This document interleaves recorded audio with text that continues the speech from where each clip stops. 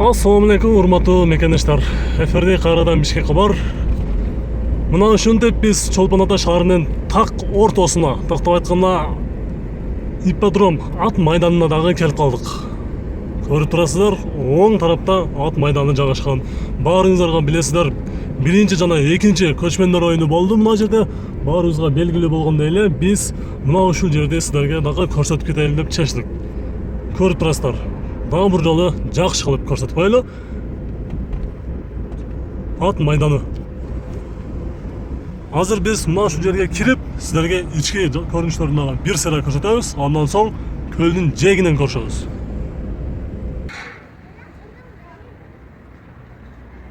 Байыртадан ата бабабыз сактап келген мына ынтип бүркүттөр дагы бул жерде көчмөндөр оюну болгон жерде. Бул кичинекей бала мына ушинтип элдерге көргөзмөсүн көрсөтүп өзүнүн жумушун кылып атыптыр. Мына биз ушул ипподромго дагы келип калдык. Сиздерге азыр ички көрүнүштөрүн дагы көрсөтүп чыгабыз. Ким келелек болсо жана ошондой эле ким келемин деп жүргөндөр болсо сиздер үчүн биз бул жерди көрсөтөбүз. Мына ушул жер, көрүңүздар. Ызкөлдөгү ипподром ат майданы.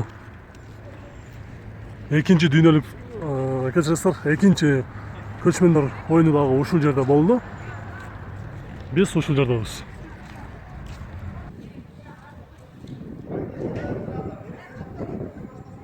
Мына биз ушул жерден азыр ичине киребиз. Ат майданын сиздерге эстелигинде көрсөтүп коелу.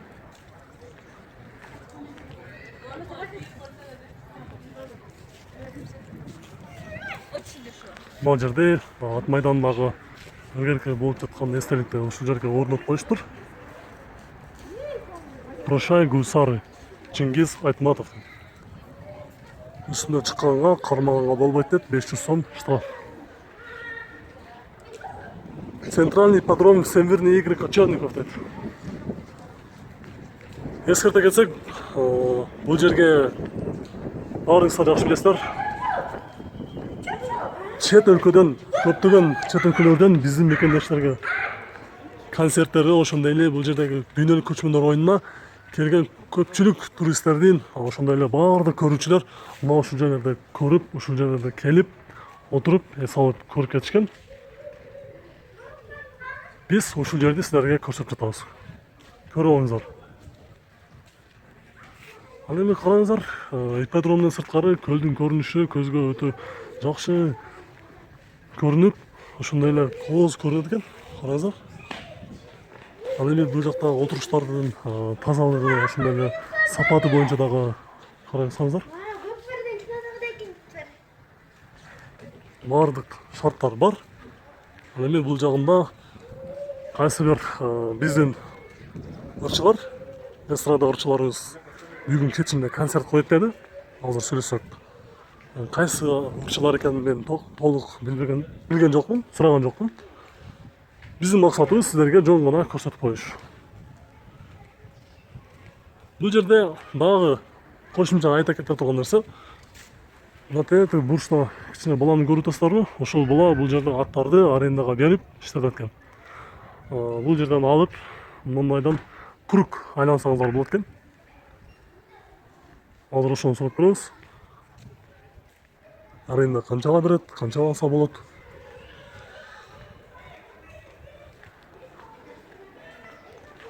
Биз ушул жерде сиздерге көрсөткөн соң, мындан ары дальше бул стерге урабыз.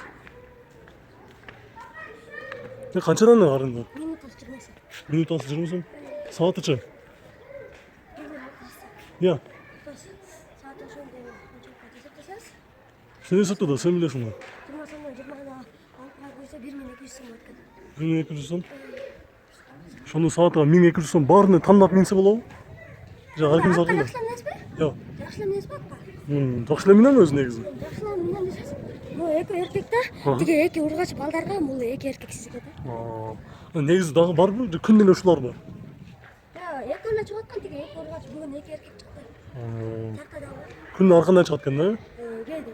Кээде. Бир мыңдасы 20 сом экен, эске алып коюңуздар. Ошол жерге. Айта кетсем, бул мына ушул линиянын ичинен айланабы же башка жакка чыксаң болобу? Ичинен да чыгып айланса болот, сыртынан да айланса болот да. Сырттан да айланса болот, Атың ким? Элнур. Элнур. Канча жашайсың? 12 жаштамын. 12 жашта. Сен ушул жерде жашайсыңбы? Чолпонадабы? Постоянно ошо жыл сайын ушул жерде ушундай жумуш кыласыңбы же бүгүн быйыл эле ушундай чыктыңбы? Жыл сайын. Жыл сайын, Кандай бизнестер кылып жүрүң? Бизнес бизде энергетикте кафе бар, ошол жакта иштеп жүрдүм. Жакка машинкалар прокатка барат, ошолорду карайм. Тиги сырттагыбы? Тиги сен көлдүн жээгинде дагы жакшы жумуш болот го, анан эмелерди берип арендага. Зонт берсе болот да, доктор жумуш. Зонтиктерди ошондой жумуш кылбайсыңбы? Сен бул жак жакшыбы? Бул деле жакшы. Күнүнө канча табасың эми орто эсеп менен? Күнүнө 2000 табам. 2000 табасың. Жок дегенде болбой калды дегенде канча табасың? Болбой калды дегенде 800, 500 табам. Бир күндө болбой калган учур болобу же болобу? Кээде болуп калат. Кээде болуп калат, Бирок анан сезондо жакшы азыр, Сезон жакшы. Сезондо эле чыгат, мындай күздө чыкпайт. Күздө чыкпайт, Мындай азыр рекорд коюп бердиңби мындай? Бир күндө эң көп тапкан акчаны канча таптың? Канча таптың эң көп? Оола. Андан сага чоң рахмат. Биз мына ушул жерден сиздерге көрсөтөбүз дагы. Мындан ары Чолпон-Атадан Бостериге барабыз. Ипподромду сиздерге көрсөтүп койдук. Көрүшкөнчө сак саламатта туруңуздар. Ипподром кандай болду экен деген сурооңуздар болсо, мына ушул жерде көрүңүздар. Бул жерде эки жаш сүйүшүп баратышат.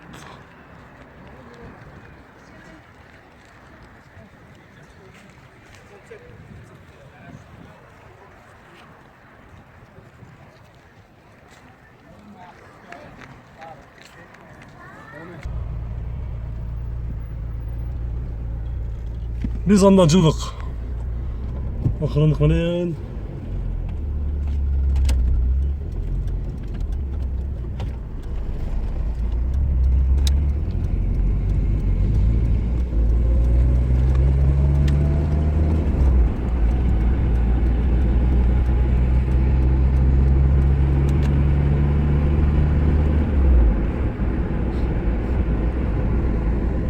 Күндүн ысыгын караңыздарчы.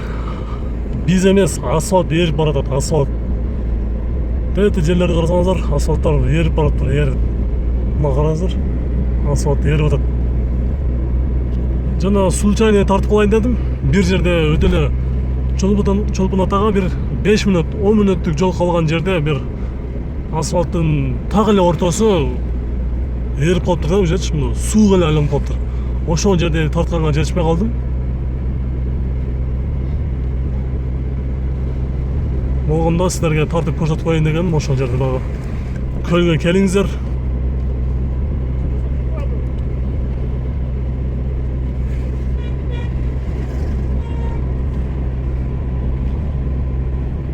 Көлдү караңыздар, көлдү. Көлгө жакындап калдык.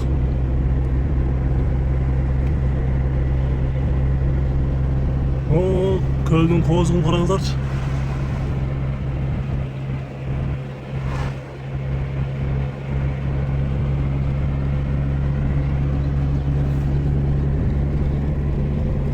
Мына ушундай урматтуу көрөрмандар. Сиздерге кыскача Чолпон-Атадагы ипподромду көрсөтүп койдук. Азыркы учурда абал кандай, өзгөрүүлөр бар, кандай сезондо эмнелер жумуштар болуп атат, кайсы учурда келсе болот деген суроолор болсо сиздерде, мына бүгүн азыр өтө 2019 жылдын 3 августу погода өтө ачык болуп жаткан учуру.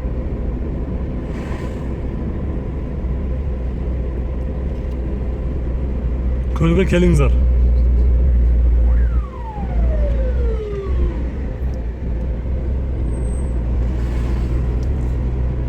Мындай жолдун жээгинде эс алуу жайлар дагы толтура экен. Арзан жерде дагы, кымбат жерде дагы акырындык менен шашпай издеп тапсаңыздар болот экен. Бул жерде сиздерге айтайын дегеним, алыскы райондордон, алыскы облустардан келген биздин мекендештер мекендештерге айтуу, эскертүү болгону жөн гана айтып коюу максатында айтып жатам. Эгерде келип шартыңыздарга байланыштуу, чөнтөгүңүзгө караштуу арзаныраак издейм десеңиздер, көлдүн жээгинен алысыраак жерден дагы карасаңыздар болот экен. Бардык кадимки эле гостиница сыяктуу шарттары бар. Чөнтөгүңүзгө жараштуу, кааласаңыздар өзүңүздөр кирип ошол жерде тамакты кылып, эс алып, кайра көлгө түшүп, чомунуп, ошентип эс алууну уланта берсеңиздер болот экен. Биз анда кийинки чыгарылышта силерге көлдүн жээгинен көрүшөбүз. Көрүшкөнчө сак саламатта туруңуздар. Видео жаккан болсо лайк басканды эч качан унутпаңыздар. Biz kettik.